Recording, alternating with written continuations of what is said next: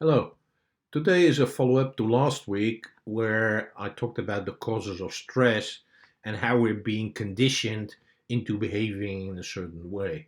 So today I'm going to talk about how we're being conditioned, and I call them the straitjacket strategies because the strategies are meant to keep you, well, dumb, numb, stupid, because that's in that way other people can easily control you. Basically, what they're doing is they're continuously telling you that you're not good enough. And at a certain point in time, you start to believe that, then you start to behave that, then you start to be obedient to other people, and you're just going to do what they say because they're better than you, and you should just listen to them and help them reach their goals rather than working on your own. So they're really, really straitjacket strategies because they limit your potential. Jack Canfield has something which he calls a forgiveness affirmation. I'm going to read the first sentence because I think first few sentences because I think it's really powerful. And he said, "I release myself from all the demands and judgments that have kept me limited. I allow myself to go free, to live in joy and peace." I think that's extremely powerful, and that's what's happening because other people put continuously from the moment we're born, they put expectation, demand, judgment on us, and the main goal is to control you so that you do what they want you to do. And the main method technique that they're using is called not good enough.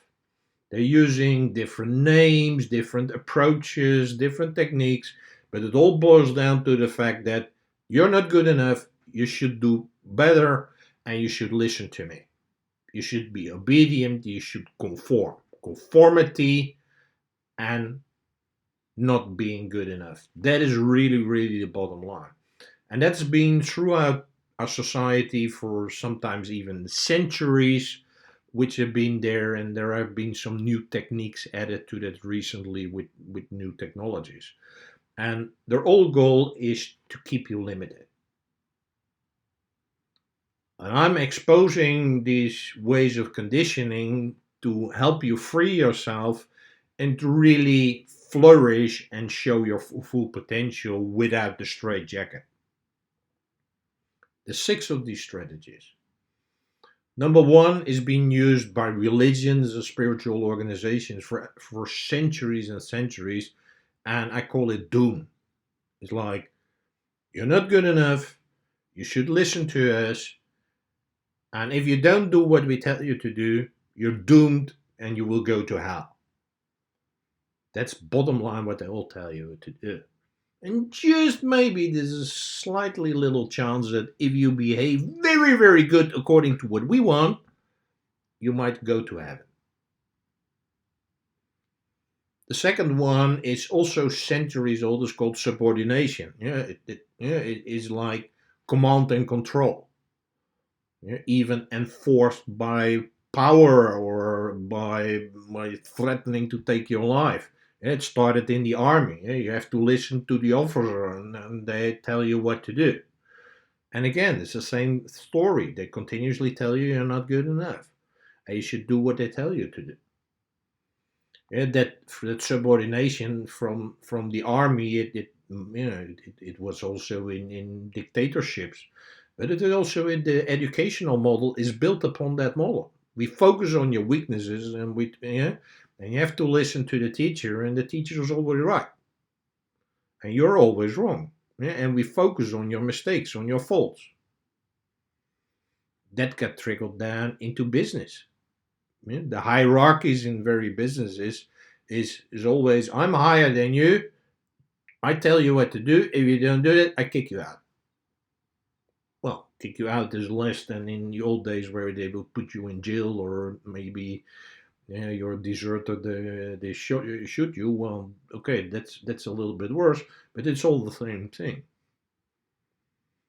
Third one is what is called inadequacy marketing, where all the advertisement and the whole advertisement world is showing you that if you don't buy their products, which can be any product, then you're just inadequate. if you don't drive in the right car, if you don't have the right house, if you don't have the right shoes, yeah, it doesn't matter. Yeah, you're inadequate. So you have to keep on buying their stuff, and just maybe you will be a little bit more less inadequate. Number four is what is called bread and circuses, and again, it's all very old, where the government and later on some businesses, they organize festivals and things where you could drink a lot and have fun, so that you're completely distracted from your lousy day-to-day life. So you would not feel the pain, so you would not suffer because you're drunk, so you don't know what's happening. That's happening to this very day. That's why governments, whatever, yeah, they support that you're drinking and smoking. They tell you not, but they earn a lot of money by the taxes, and it's good because it keeps your energy at a low level. The next one is a very new one, which came up with the introduction of all the social media platforms, where people intentionally manipulate you to stay longer on the platform.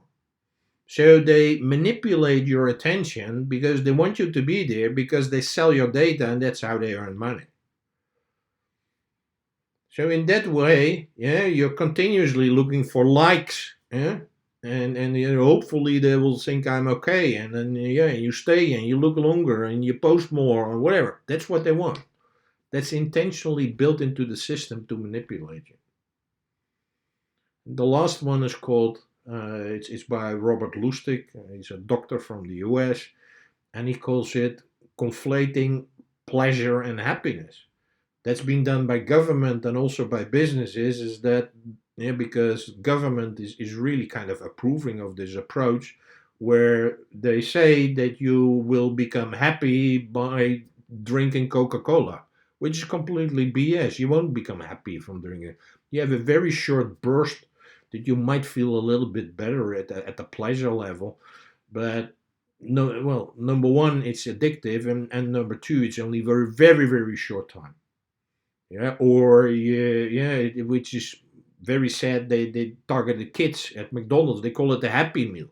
Well, you're not gonna be happy by eating that crap. Yeah, it's just making, it's not making you happy. It's not making your children happy.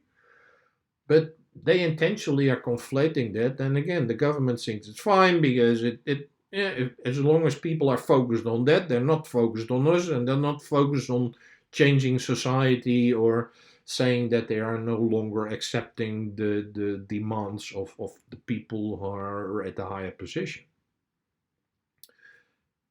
So, in order to be free, which in essence every human being wants to be free, well, not only human beings, yeah, or animals, plants, whatever. Everybody wants to be free. I think it's a human right. But these straitjacket strategies are conditioning you to not be free, to not show your full potential, to not grow, and basically not living your own life. By being obedient, you're basically living their life. That's what they want, and they're fine with that, because you're manipulating me, being manipulated to live their dreams and not your own dream. So I would urge you to think about these things and start removing the conditioning, so that you can flourish and you can really show what you're able to do. Have fun.